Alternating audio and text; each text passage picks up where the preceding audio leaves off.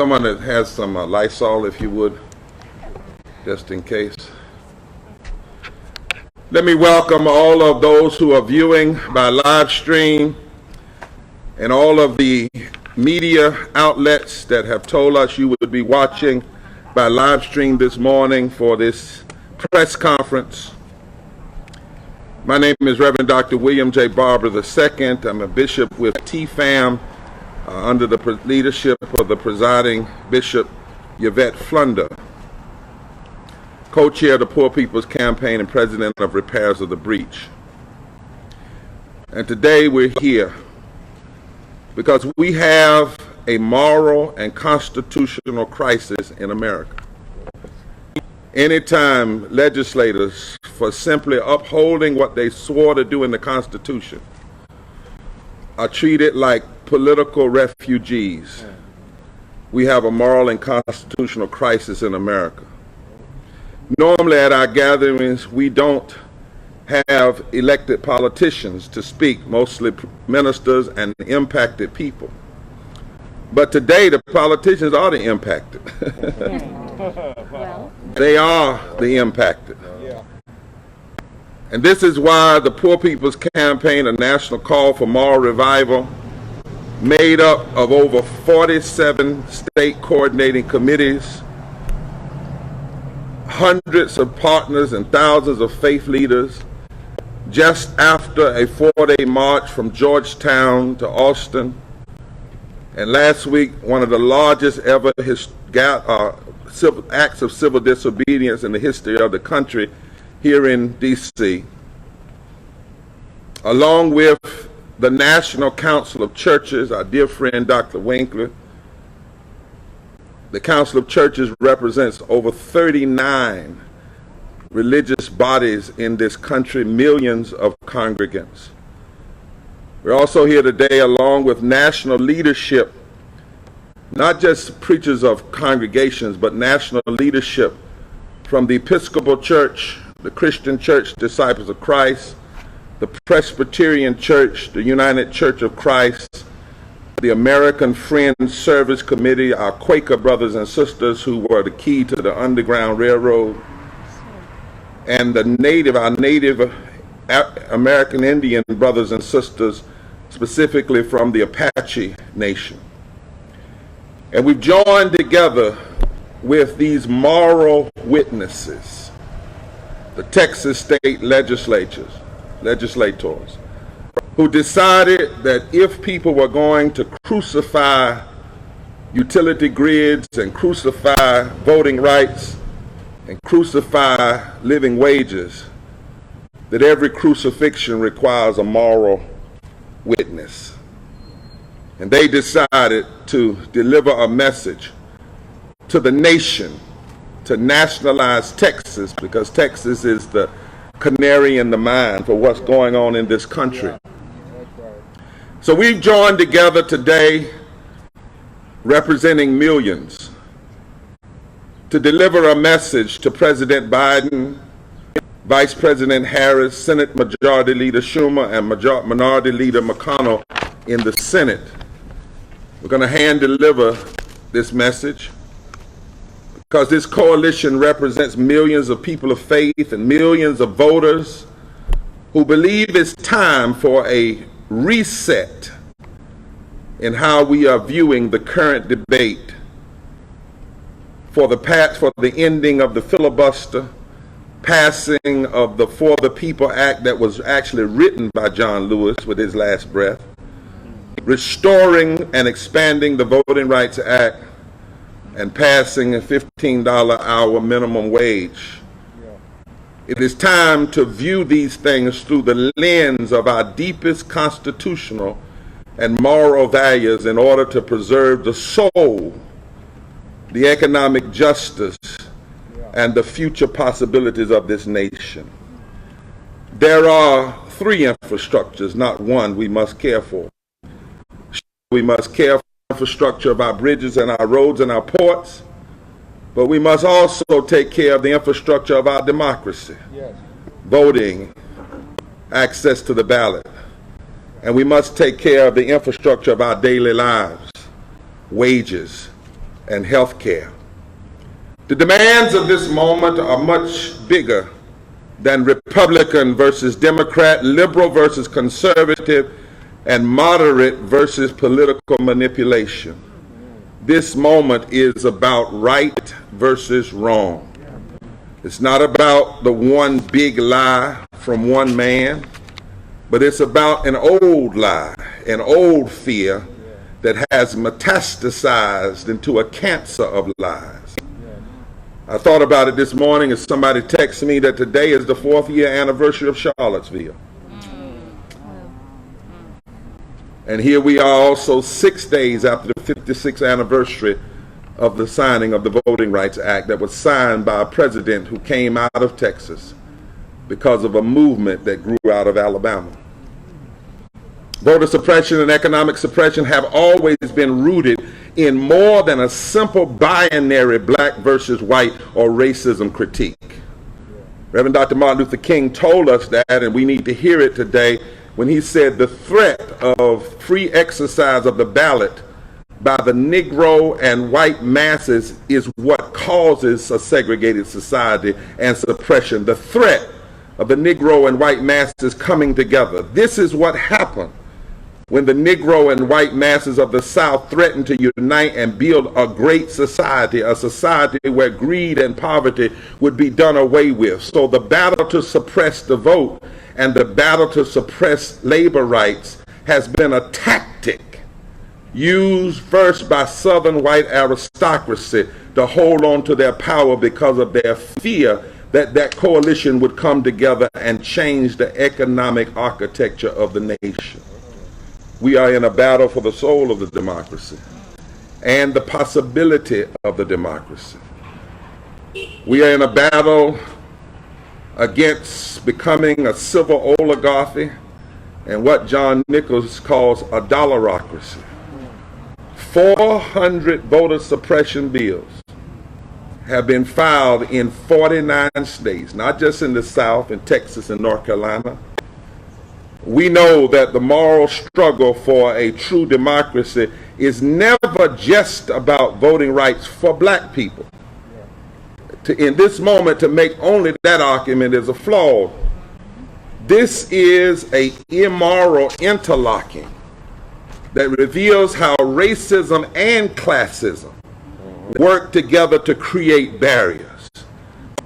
To defeat voter suppression today, we must be equally as conscious of how attacks on democracy are detrimental to black people, brown people, white people, Asian people, Native people, disabled people, women, young people, and various other demographics.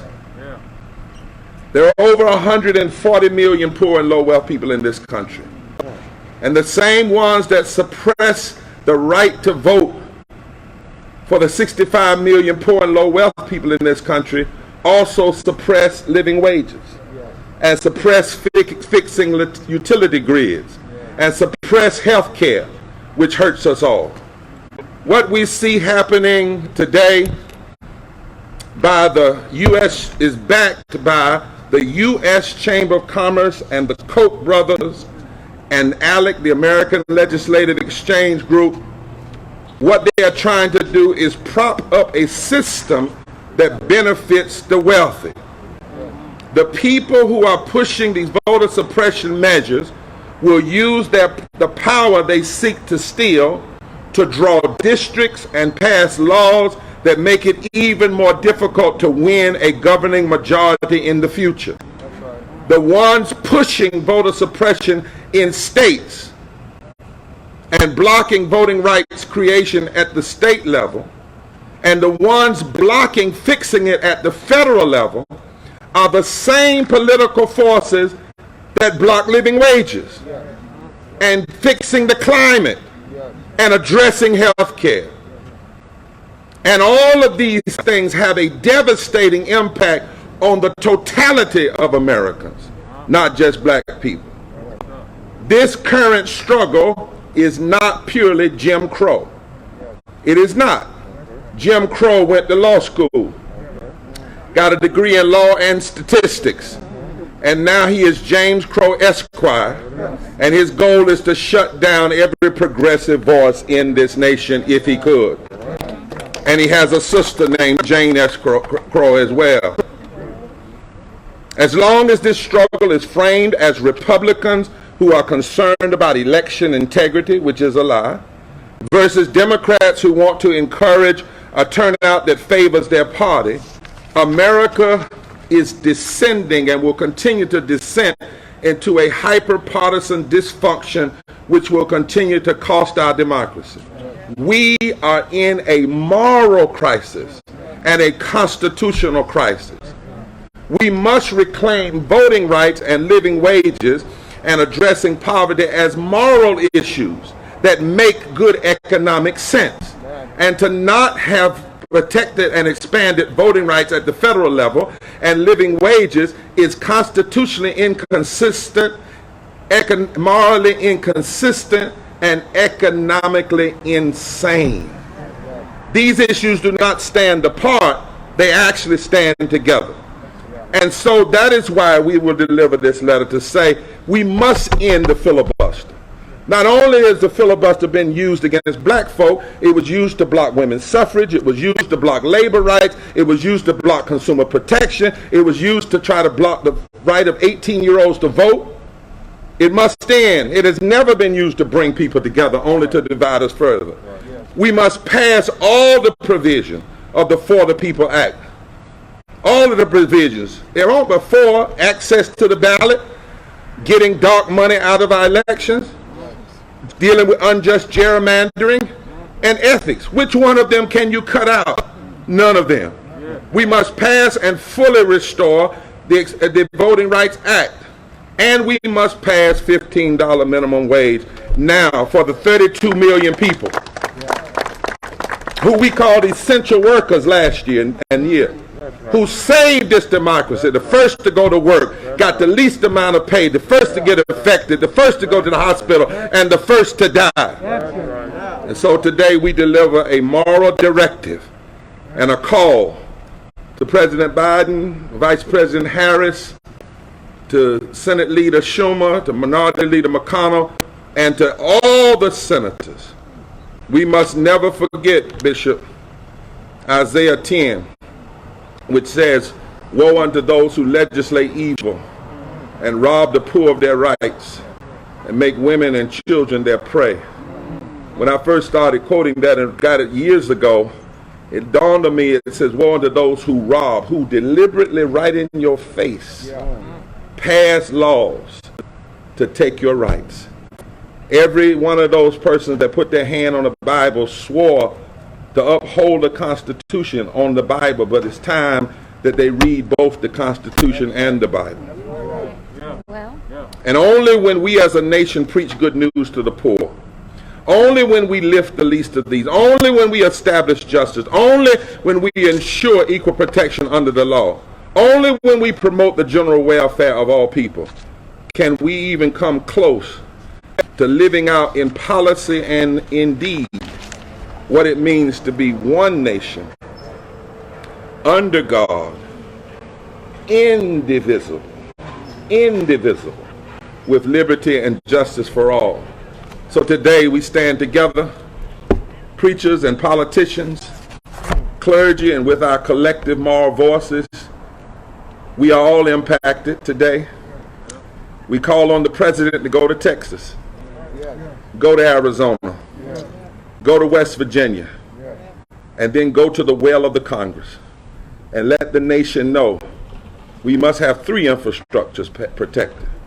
The infrastructure of our roads, our bridges, and our ports. The infrastructure of our democracy, voting rights, and access to the ballot. And the infrastructure that that lifts our daily lives, which is our living wages. We must have all three infrastructures to keep the possibility and the future of this democracy from crumbling. This is not even anymore about whether Democrats will win or whether Republicans will win. It's not whether Democrats will beat or whether Republicans will be in this moment. And while what these legislators have done is so important, it's really about whether America will be. That's the question. That's the question. Let me introduce the Reverend Dr. Liz Theo Harris, the co-chair of the Poor People's Campaign. Following her, our dear friend Dr. Winkler from the National Council of Churches. And then following him, Reverend Alvin O'Neill Jackson will bring on the rest of our speakers, including the leaders, religious leaders, and the members of the Texas legislature.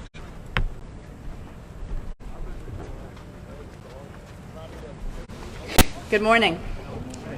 My name is Reverend Dr. Liz Theo Harris. I'm the director of the Cairo Center for Religions, Rights, and Social Justice at Union Theological Seminary and co-chair of the Poor People's Campaign, a national call for moral revival.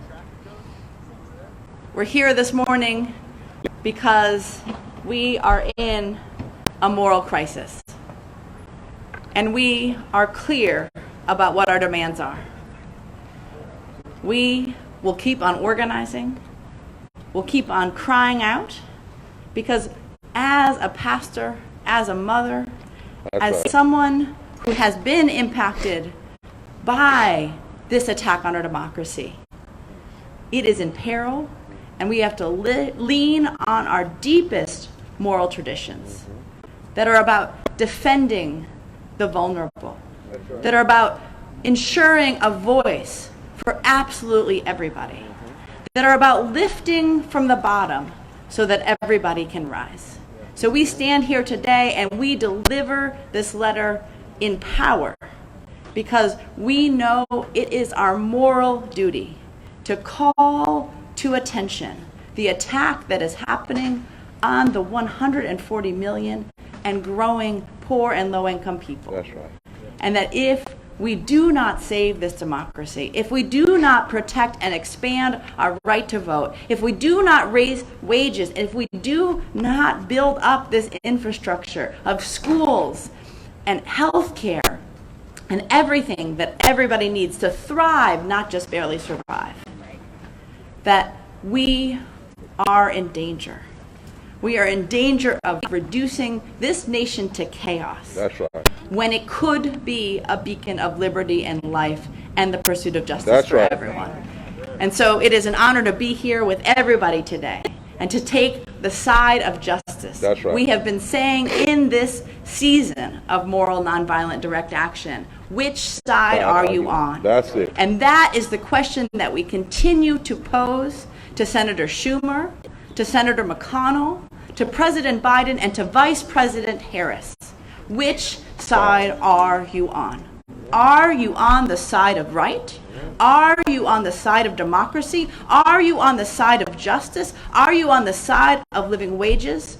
Or will you allow this filibuster and moral obstructionism of our Congress and our Senate in particular to allow this democracy to die? That's right. That's right. We won't. We won't. We will keep organizing, we will keep mobilizing, and we will keep building a powerful moral movement from below to make the power structures say yes when they right now are saying no. Amen. Thank you very much. Forward together. One step back. Dr. Winkler. Yes, sir.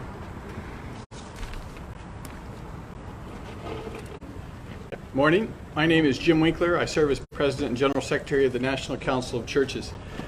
I want to thank the Poor People's Campaign for bringing us together once again, and I want to welcome our Texas colleagues who have made this journey here to be with us. We gather on this blazing hot August morning when we'd rather be trying to stay cool because crucial matters facing this nation require our presence. The weather speaks directly to our intention to turn the heat up. That's right. The Poor People's Campaign has been on the streets all across this country demanding an end to the filibuster, to ask that all provisions of the John Lewis For the People Act be enacted, to fully restore and expand protections of the 1965 Voting Act, and to raise the federal minimum wage to $15 an hour. God says in the book of Isaiah, I will quietly look from my dwelling like clear heat in sunshine. Wow. Like a cloud of dew in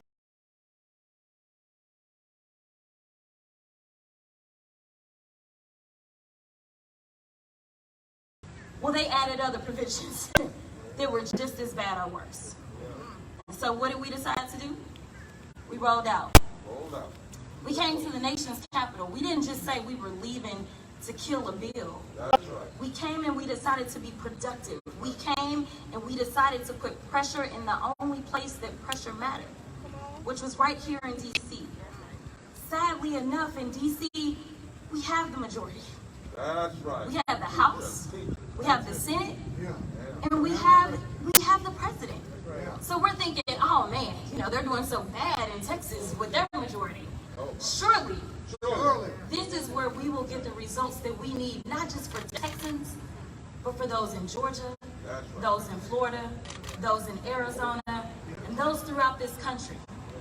Sadly enough, no matter what we've done, we have given them that baton.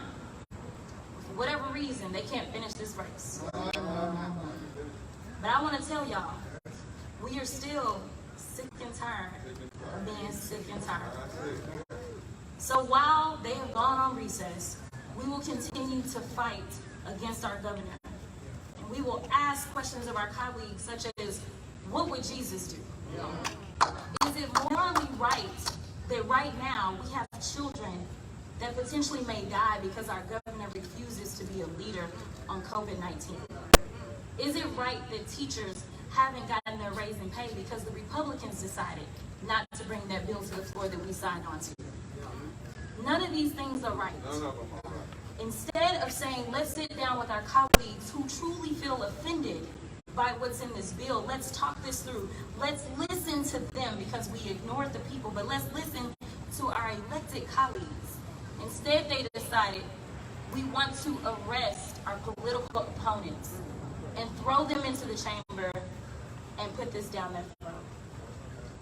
I want them to know that we are still sick and tired of being sick and tired.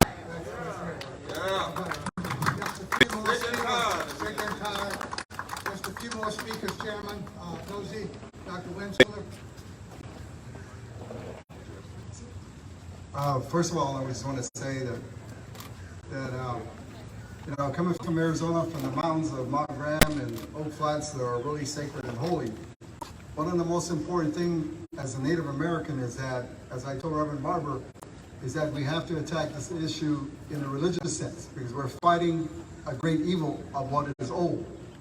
And so with that, it's very important that our leaders understand that there's good and bad, and the only ones that can defeat that is themselves.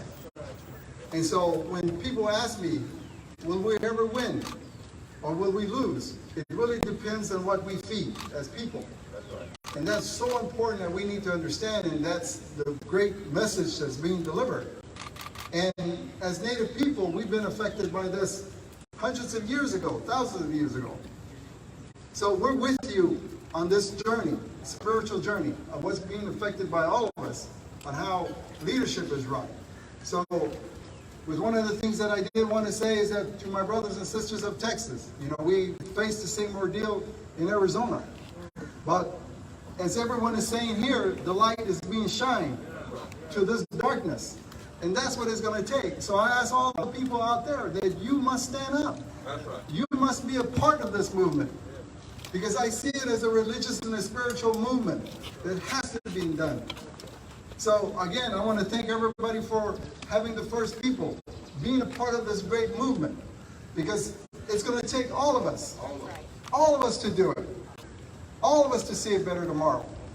And that's one of the great things that I know that we all pray for our children and those yet to be born, because the decisions we make today is for them. And not only for them, but for Mother Earth itself. So remember that. And I want to thank you again for allowing me to have this time. Yeah, cool. Thank you. Thank you, Chairman Nosy. We're so happy to have the Right Reverend Marianne Edgar Buddy, Bishop of the Episcopal Diocese of Washington. She will be followed by Reverend David Miller from the Unitarian Universalist Association, and the Reverend Sandy Sorensen from the United Church of Christ. Then we're going to have just two more speakers from the Texas delegation, and we'll be ready to take a few questions and make our way over. Bishop Buddy.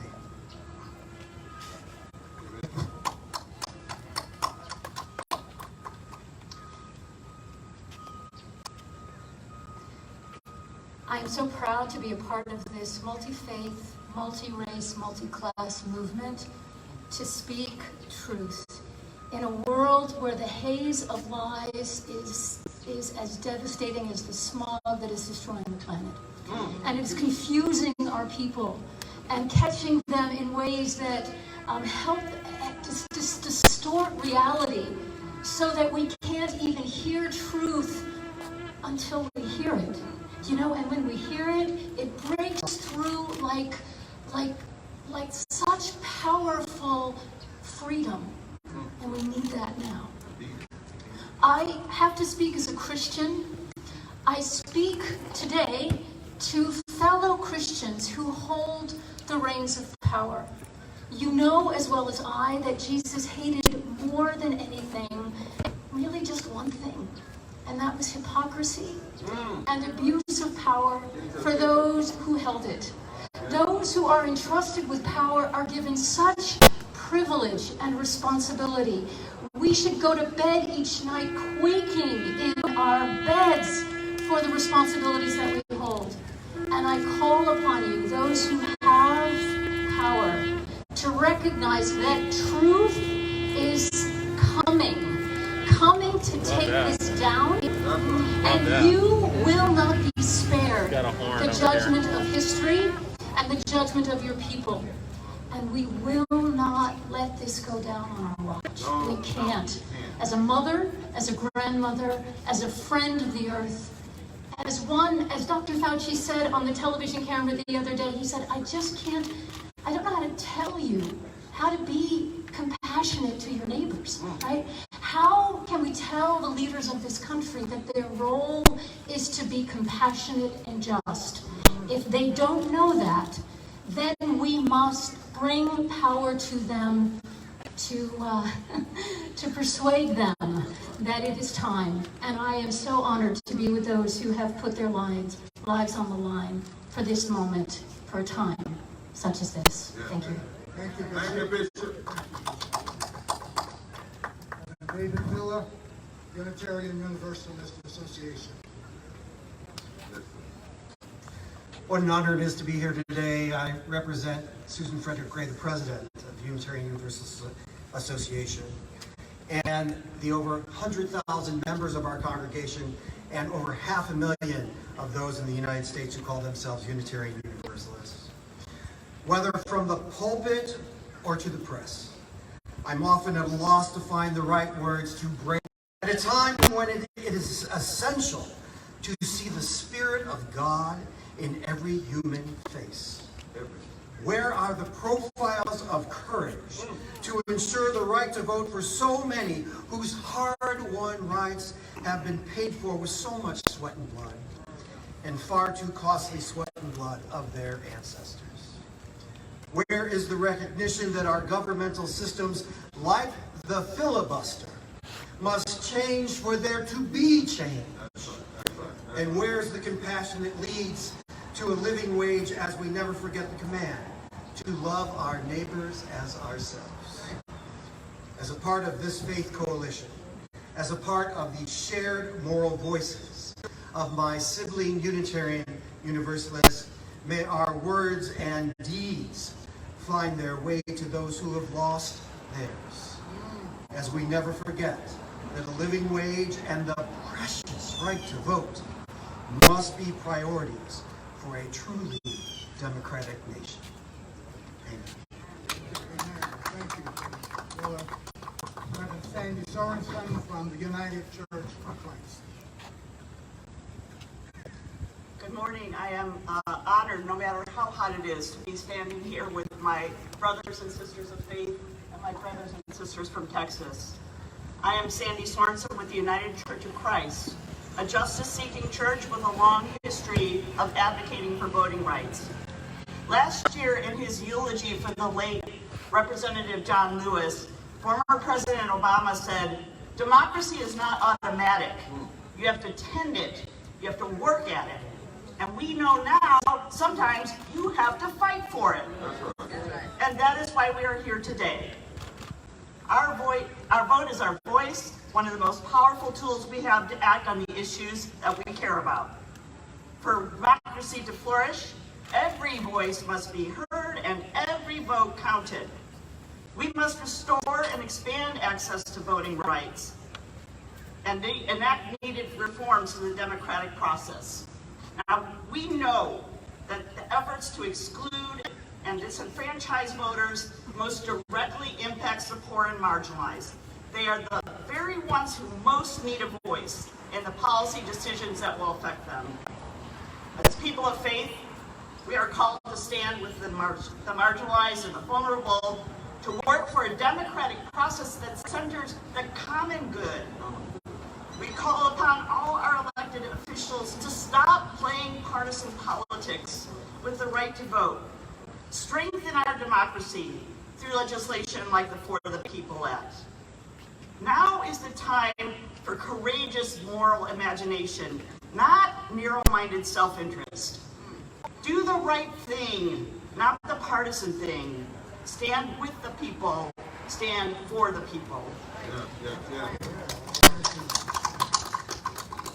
We're grateful for all of our faith leaders who are here, faith leaders all over this country, the Reverend Freddie D. Haynes, Dallas, Texas, Bishop Yvette Plunda, and many others. Their signatures are all on the letter. We're grateful for Reverend Jimmy Hawkins, who is hosting us here today at the Methodist Building, along with Jim Winkler. Closing us out now in our speakers before we make our way to deliver the letter, Representative Carl Sherman and Representative Gina Hinojosa from the great state of Texas will make brief remarks. Thank you. We're going to switch up order. I'm Representative Gina Hinojosa and I represent Austin, Texas in the Texas House. We are standing on hallowed ground of our democracy. A democracy that we know we cannot take for granted, that we know is not an inevitability. We learned that on January 7th, but it is strong because it is bound by Americans' faith, their commitment, and their hard work on the promise of our democracy. Americans like the Texas House members that I have now spent a month with today in Washington, D.C.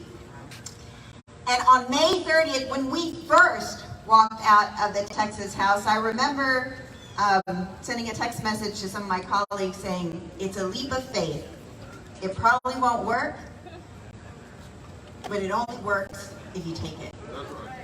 Every day since then has been a leap of faith. We did not know what was going to come after that first day, that first week, but we knew every day that our fight was righteous. It started with the coalition of black and brown members, and I will be eternally grateful for our white allies who let us lead the way and who joined us in that fight. A fight, again, that was not one day. It was not even 30 days. It became a fight of a season, of a summer of action. And here we are. Our friends and allies ask, out of a place of care and concern for us and for the cause, what is the end game? What is the exit strategy? And I understand where that comes from, and I appreciate that care and concern, but I don't think that's the right question. I think the right question is every day we ask ourselves, do we have the courage, the commitment, and strength to do what is right for justice? John Lewis didn't ask,